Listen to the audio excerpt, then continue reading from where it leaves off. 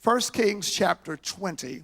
We're going back to that same chapter, beginning with verse 23.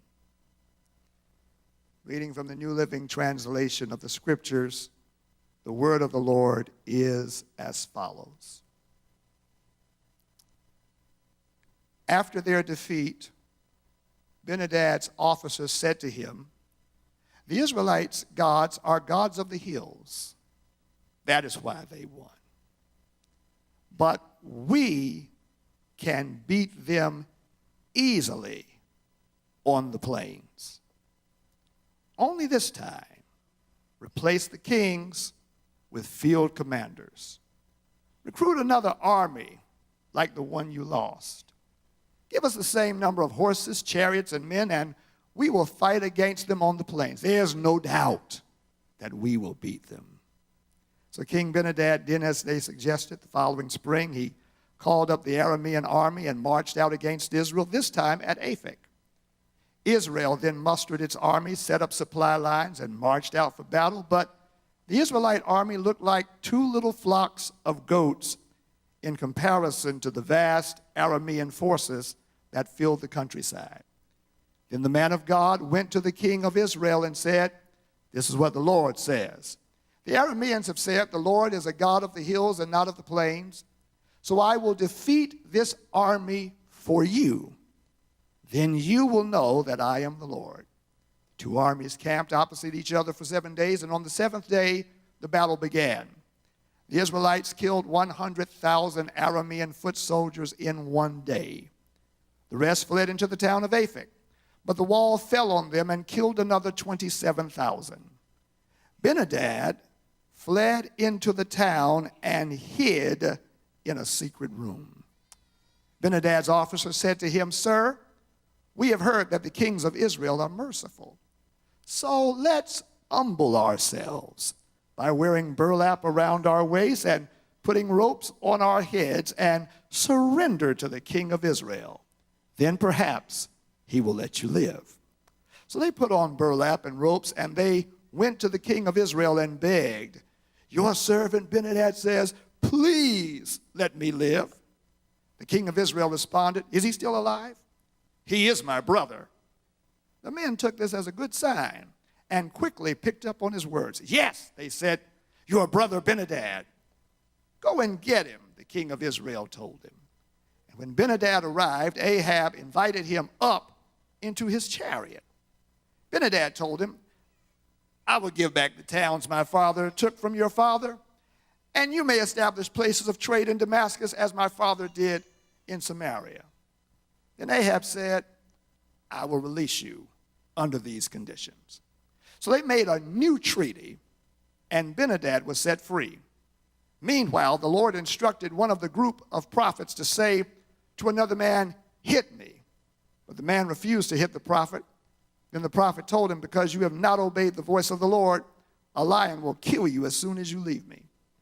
And when he had gone, a lion did attack and kill him. Then the prophet turned to another man and said, 'Hit me.' So he struck the prophet and wounded him.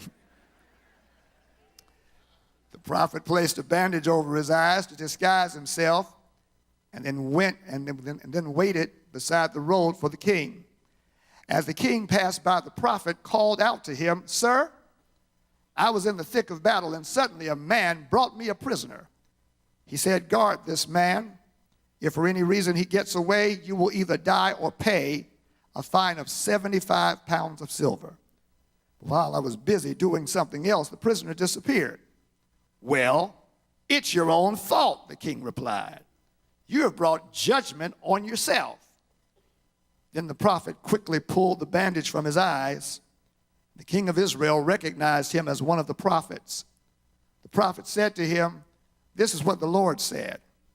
Because you have spared the man I said must be destroyed, now you must die in his place, and your people will die instead of his people." So the king of Israel went home to Samaria, angry and sullen. Thus far, the word of the Lord. You may be seated.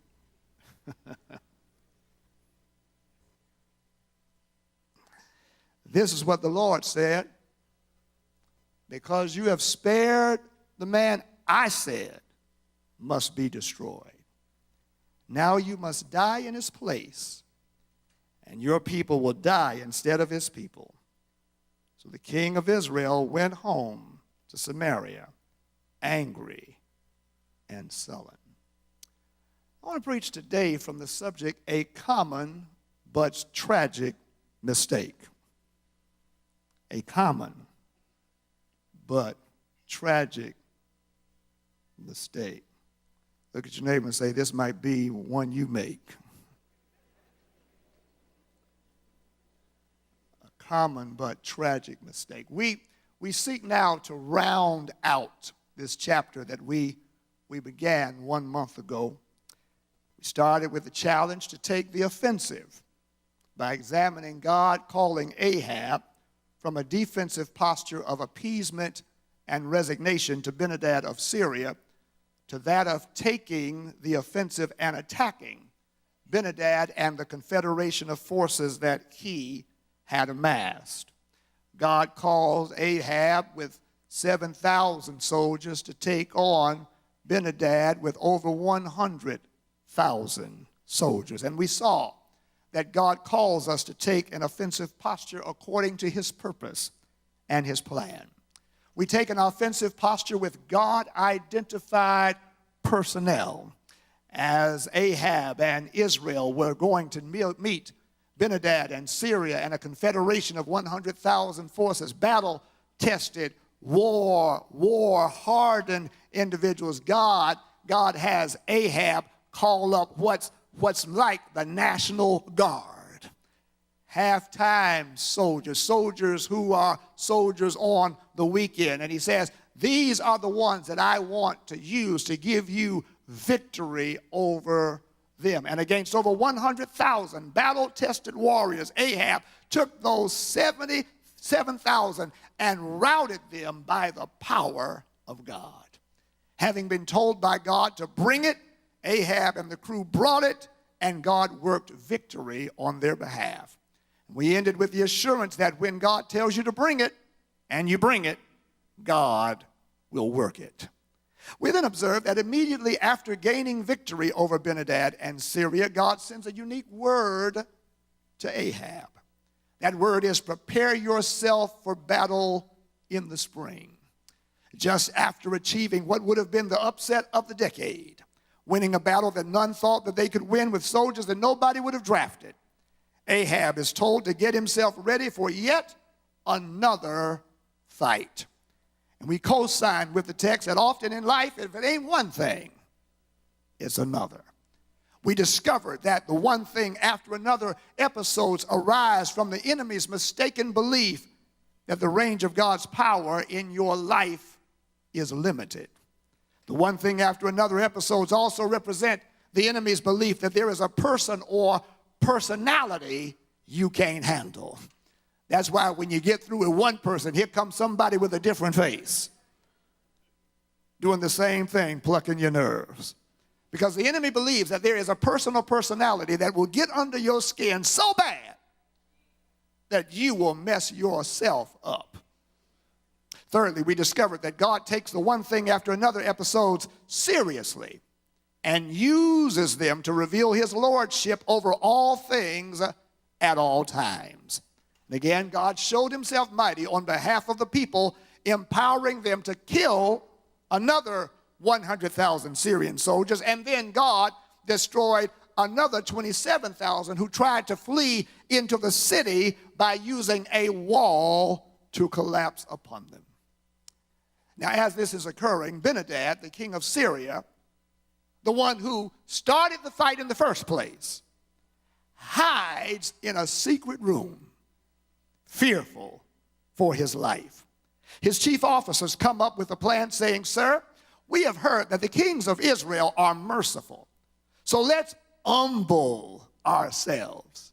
Let's put some burlap around our waist and put some ropes on our heads and let's surrender to the king of Israel. Maybe then he will let you live. You see, for them, survival is key. Why? because it's to live, to see, and to fight another day. And at this point, they would do or say anything just to stay alive. And so Ben-hadad agrees, and they put on burlap and ropes, and they go to Ahab begging. Your servant Ben-hadad says, please let me live. And Ahab responds, is he still alive? He is my brother. The men take this as a good sign and quickly picked up on his words. Yes, they said, your brother Ben-hadad. Go and get him, the king says. And when Ben-hadad arrives, Ahab invites him up into his chariot. And then Ben-hadad says, I tell you what, I'll give you back the towns my father took from your father, and I'll sweeten the deal. You may establish places of trade in Damascus, as my father did in Samaria. Ahab then says, I will release you under these conditions. So they make a treaty, and Ben-hadad was set free. Now, let's look at this again. The chapter begins with Ben-hadad approaching Ahab and Israel, demanding their total and absolute surrender and capitulation. That's how it starts. And when Ahab refuses, Ben-hadad devotes himself, his armies, and the armies of his allies to defeat and destroy Ahab and Israel. However, he and his confederation made a strategic error. They did not factor Israel's God in the equation. And God gave Ahab and Israel victory, which God meant to be absolute and complete. Rather than killing Ben-hadad and his officers, Ahab lets Ben-hadad and his officers go after making a treaty with them. Not only does Ahab not destroy the man who meant to kill him, but he also signs a treaty with him. And as such, he does not achieve the victory that God intended for him to have. Perhaps the most tragic yet common mistakes that a believer makes is the failure to attain the complete victory that God fully intends. It's the failure to absolutely destroy what God desires to be rid of in your life. It's satisfaction with having scored points against the enemy without making sure that the enemy is defeated. It's the saying you're done with the person, but they're still in your contact list. It's saying that you're through drinking, but you keep a bottle or two around for guests who show up. It's recognizing the inappropriate conversations with the coworker, but you keep going to the break room when the coworker is there. It's recognizing the danger of porn, but you keep that site in your history list. It's knowing that you need to be debt free, but you hold on to the credit card just in case of an emergency. It's the failure to achieve complete victory, when complete victory is what God has in mind. And the text reveals to us that the failure to absolutely destroy what God desires to be rid of from your life can have tragic consequences for you and for those you love.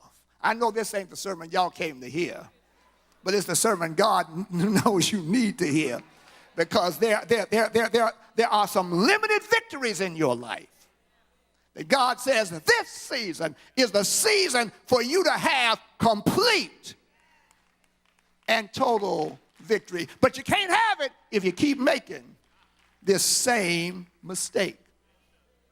What causes this common, this can you help your neighbor out? Tell him he's talking to me too. So they won't think I'm just talking to them. Just let them know he's talking to me too. Why do we let things, people, relationships, behavior that should be dead still live in our lives? Ask your neighbor, why aren't they dead? Why aren't they dead? Why aren't they dead? Why aren't they dead? The text reveals several things. Tell your neighbor, we're going deep today.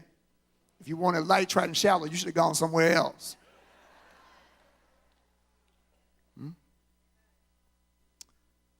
The first reason we let some things still live when they should be dead is because we have a short-term memory. Short-term memory. In reading the story and seeing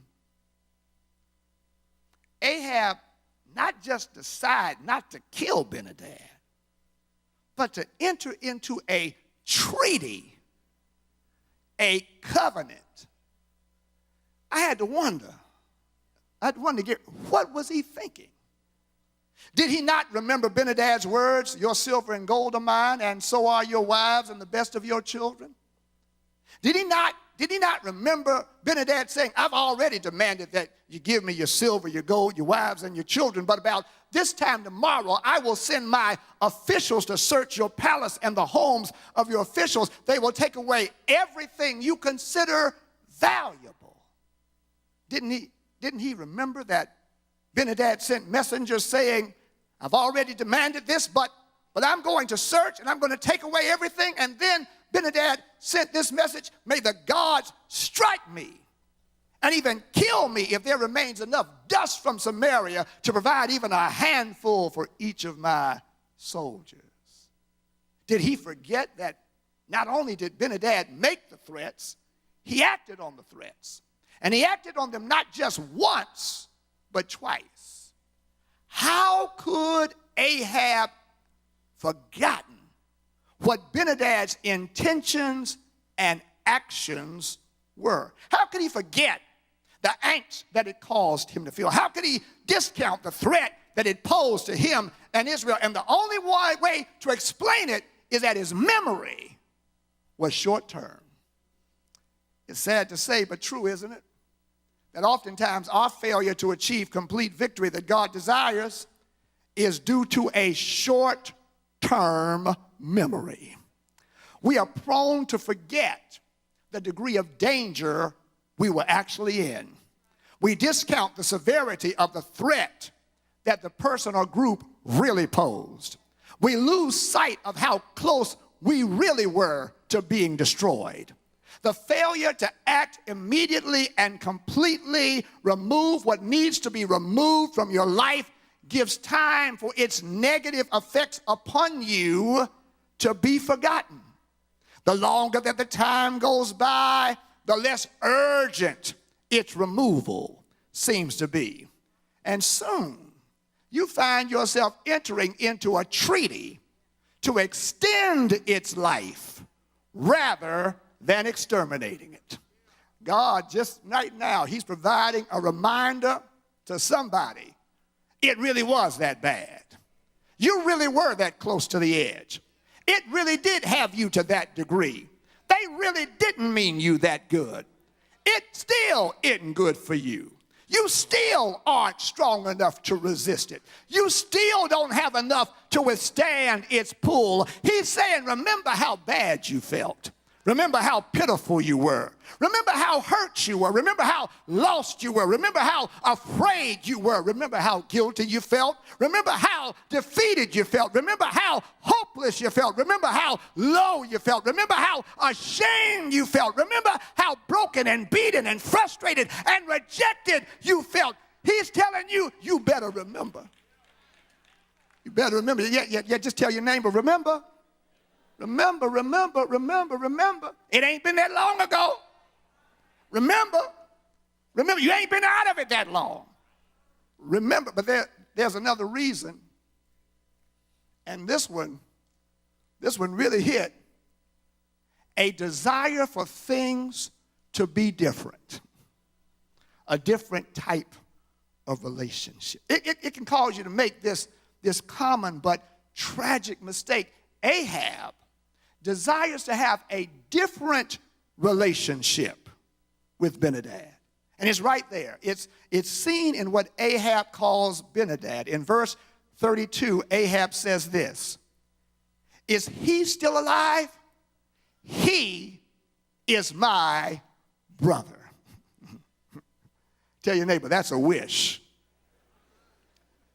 Ben-hadad is anything but Ahab's brother. He's a sworn enemy of Israel. He has demonstrated intentions for harm, and yet Ahab calls him brother. Here Ahab reveals the tendency that we often have. It's the desire for things to be different. Here's how it plays itself out. If only he or she was different. If only they were different. If only it was different. If only he wasn't abusive. If only she wasn't toxic. If only they weren't dysfunctional. If only it wasn't illegal. If only it wasn't as addictive. Let me give it another name.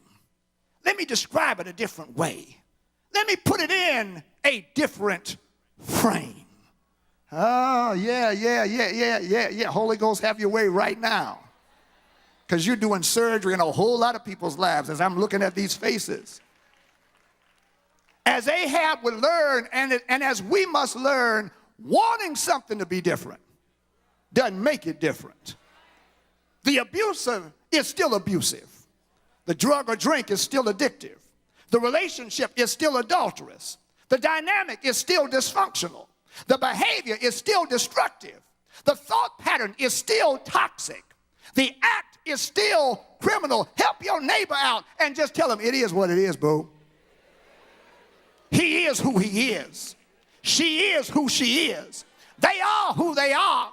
Just because you want them to be different, don't make them different. They are who they are. And whenever anybody shows you who they are,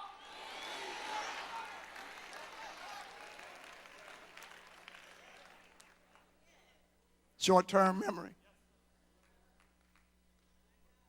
A desire for things to be different. And those would be enough. We could have an altar call right now.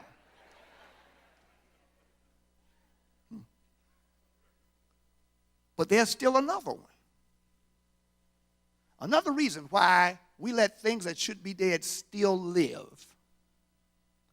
And that's this one. And this is the fundamental one. The other two, as powerful as they may be in our lives, this one is the root. The failure to see God's desire for what it really is causes us to let things live that should be dead. God revealed his desire for Ahab and Israel. It was complete and total victory against Ben-hadad and the Confederate forces. It wasn't partial victory. It was total and complete victory. And that meant Ben-hadad had to go. That was God's choice. That was God's desire. That was what God revealed. Ben-hadad comes along dressed in burlap with a rope around his head and makes an offer. I will give back the towns my daddy took from your daddy. And you may establish places of trade in Damascus as my father did in Samaria. Then Ahab said, okay, I'll release you under those conditions. I'll let you go. So they made a new treaty, and Ben-hadad was set free. On the one hand, there was God's revelation of total and complete victory, which included killing Ben-hadad. On the other hand, here is Ben-hadad offering to give back the towns that were taken generations ago and the opportunity to establish trade in Damascus. He posits to Ahab that Ahab's life will be better and easier by letting him remain alive than it would be by destroying him. He could have more and have it more easily by just letting him remain alive. And so Ahab agrees to Ben-hadad's offer out of a belief that his offer is better than the revelation and direction of God. He sees Ben-hadad's offer as giving him more and requiring less of him. He would soon learn that the offer of the enemy may require less of him, but it always costs more from him. Friends, we often fail to see God's desire for what it really is because we are blinded by offers that the enemy makes that seem to require less and promise more. The enemy catches us with offers characterized by comfort and convenience. And we fail to take the steps that God indicates because the steps that God indicates are rarely comfortable, rarely convenient. And we seek to avoid the pain that we perceive we'll feel in doing God's option, the sacrifice that we will be making, the loss that we think we'll experience, the discomfort and loneliness that we might feel. And the enemy knows this, which is why he always offers something that requires less and promises more. He puts before us an easier, less complicated option. And every time that we choose the option of the enemy, it ends up costing us more in the long run. We lose more in the long run. It may require less on the front end, but baby, the back end is extremely more costly because it never produces what it promises. You will always end up with the exact opposite. The lie of the enemy is that his option produces more. No, it produces less. And here it is in the text. Had Ahab killed Ben-hadad, he wouldn't have had less access to Damascus. He would have had more. Why? Ben-hadad's gone. He wouldn't have had less opportunity for trade. He would have had more. Here's the problem. It may have required more of him on the front end, but he would have had much more on the back end. Look at the text now. Ahab makes a treaty, and God prepares a prophet with yet another word for Ahab. Here's how it starts out. It starts out rather strange. The prophet tells somebody to smack him, and the guy won't smack him. And the prophet says, now because you didn't obey what I said, a lion is going to kill you. You are going to die just because you didn't do what I told you to do. And so the lion kills him. The next person said, oh, I ain't just going to smack you. I'm going to hurt you. He didn't just hit him. He wounded him. He said, I'm going to be good and obedient. I'm going to get all up in this and hurt you. Right? And then the prophet comes to Ahab with this word, because you spared the man I said must be destroyed. Now you must die in his place, and your people will die instead of his people. So the king of Israel went home to Samaria angry and sullen. Now let's look at this. With God having intended total and complete victory, which included the destruction of Ben-hadad, Ahab should have returned home joyous and happy. I mean, the Lord uses you with 7,000 to kill 100,000, and then God deals with another 27,000 by letting a wall fall on them. You should be going home joyous and happy. You should have a praise on your lips and pep in your step and clapping in your hands and shouting in your shoes. That's how you should be going home. But rather than going home that way, he returns home angry and sullen because of his failure to follow God's directive has brought the opposite of what he imagined. He did not imagine being told that he and his people would take Ben-hadad's place in death. He did not see loss resulting from his decision. He didn't perceive death coming from his failure to fully follow and obey. He didn't grasp the significance of choosing the enemy's option over God's directive. His choice of the comfortable and the convenient actually led to his discomfort, led to his inconvenience. Because, friends, you better write this one down. The enemy's offer of short-term comfort and convenience always leads to long-term discomfort and inconvenience. Tweet it, post it, Instagram, whatever you need to do. Get this. The enemy's offer of short-term comfort and convenience always leads to long-term discomfort and inconvenience. I can pull the record. Adam and Eve chose the enemy's option over God's directive, and death came into the created order, and they were kicked out of the garden. Samson chose the enemy's option over God's directive and lost his strength and became captive to the Philistines when he should have been victorious. What you do with what God says is a matter of life and death. God, through Moses, put it plainly, today I've given you the choice between life and death, between blessings and cursings. He says, now I call on heaven and earth to witness the choice that you make. Oh, that you would choose life so that you and your descendants might live. It's a life and death matter. If Ahab could talk to you right now, he'd tell you choose life. He'd tell you choose God's directive over the enemy's offer. He'd tell you it may not be the easiest, but it will always be the best for you. Joseph chose God's directive over Potiphar's wife's offer. It wasn't the easiest, but it was the best choice. While he was lied on and landed up in prison, he ended up fulfilling the dream that God had for him. He ended up being second under Pharaoh and was able to save his family. It may not be easy, but it is the best.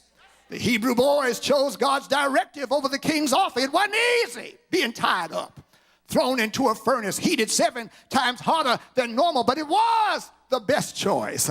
God was with them in the fire, insulated them from the fire, gave them liberty in the fire, made them a wonder in the fire, brought them out of the fire without sight or smell of having ever been in the fire, and then made the king elevate them to higher positions after they went into the fire because they chose God's option. Daniel chose God's directive over Nebuchadnezzar's directive and diet and Darius's decree. It wasn't easy being put into a lion's den, but God did protect him while there and elevated him after he got out. I'm just trying to help somebody understand God's directive is always better than the enemy's choice. And if that's not enough for you, can I call on one more person whose name is above every name? I see him choosing to live a sinless life. Can you see him in the wilderness when the devil tempts him 3 times? And imagine growing up in a ghetto. Imagine being a part of a marginalized people and being shown all the kingdoms of the world and being told, I'll give you rule over all of them if you'll just bow down and worship me. But Jesus said, no. I know God's directive for my life. I know that man does not live by bread alone, but by every word that proceedeth out of the mouth of God the Father. I know that thou shalt not tempt the Lord thy God. I know that thou shalt love the Lord thy God, and him only shalt thou serve. He was able to withstand the enemy's options. Do you see him choosing it in his interaction with chief priests, Sadducees, and scribes? Do you see him in the garden of Gethsemane making that choice when he says, Father, if it be possible, let this cup pass from me. But I know, God, I want to live by your directive. Nevertheless, not my will, but thy will be done. Do you see him choosing God's directive when Judas betrays him with a kiss and Peter denies him in the presence of his enemies? Do you see him choosing God's directive even as the cross is being laid on his shoulders, as nails are going into his hands and into his feet, as he is being raised up from the ground, and as gravity pulls his body downward, do you see him making this choice? When he hears the people say he saved others, himself he cannot say, if thou be the Christ, the Son of God, come down and save yourself. And knowing that at any moment he could call angels down to do battle on his behalf, knowing that any moment he could step off the cross and walk away. But aren't you glad that he would not come down from the cross just to save himself, but he decided to die for you and for me. He chose to be wounded for our transgressions, bruised for our iniquity. The chastisement of our peace would be upon him, and stripes would be for our healing. It was painful for him. It was inconvenient for him, but it was best for him, and it was shown up best for us because God used it to purchase our salvation, and God highly exalted him and has given him a name that's above every name, that at the name of Jesus every knee shall bow and every tongue shall confess that he is Lord, to the glory of God the Father. I don't know about you, but I'm so glad that he made that choice. I'm so glad he achieved total and complete victory with his choice. I'm so glad that death is robbed of its sting and the grave is robbed of its victory. I'm glad that the law is fulfilled. I'm glad that justice is satisfied. I'm glad that atonement is made. I'm glad that redemption is bought by the blood of Jesus. And because he made the choice, you and I have the opportunity to make him our choice. And I wonder, is there anybody here who can say, I'm so glad that he made his choice because it set for me the opportunity to make him my choice. I can co-sign with a hymn writer that says some folk choose houses and land. Some folk choose silver and gold. These things they treasure and forget about their souls. But I decided, Lord have mercy, to make Jesus my choice. The road is rough and the going gets tough and the hills are hard to climb.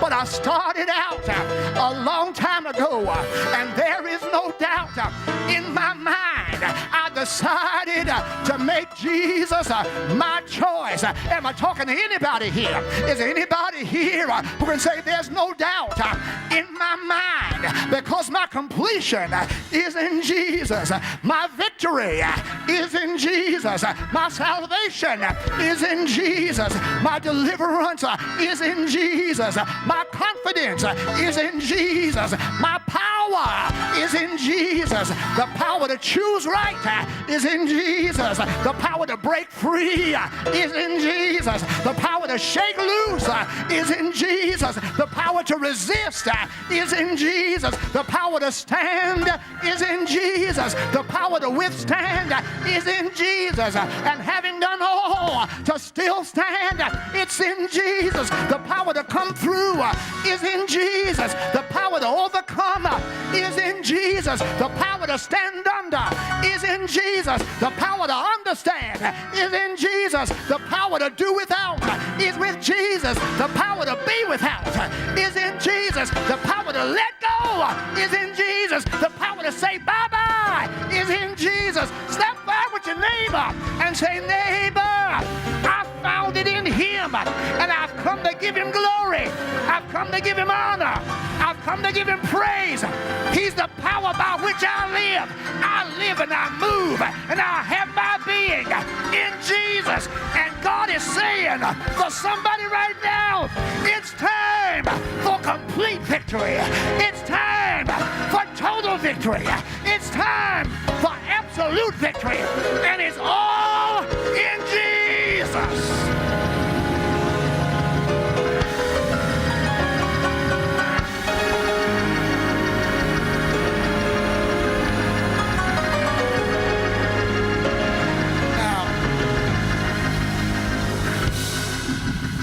This isn't a shouting sermon. This is for deliverance. It's for freedom. And it's hard to shout when you're bound. You can't clap. You can't even smile when you know you're going to be going home to bondage.